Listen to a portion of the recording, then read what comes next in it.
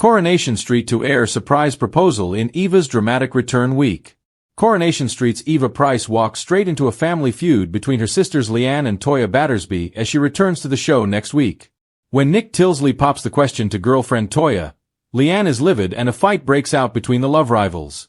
Can Eva settle the score between the siblings, while also navigating her own family dramas? No one is more shocked by Eva's comeback than the lady herself, as she has no idea it is even happening until she arrives on the street. Eva's partner Ben has bought her old home as a surprise, and Eva doesn't have a clue because he's insisted she wears a blindfold until the removal van reaches their mystery destination. For the last few years, Eva has been living in Hull with Ben, her daughter Susie and Ben's 2 sons.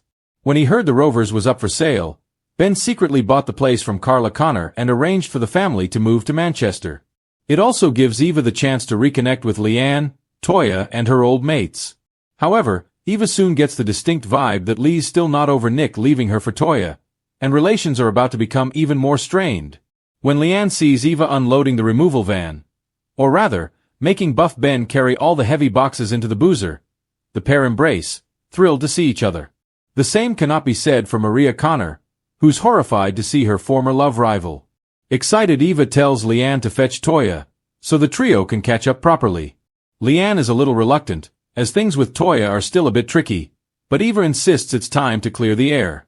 Persuaded by Eva, Leanne enters the bistro just about ready to bury the hatchet with Toya, but she's not prepared for the sight that greets her.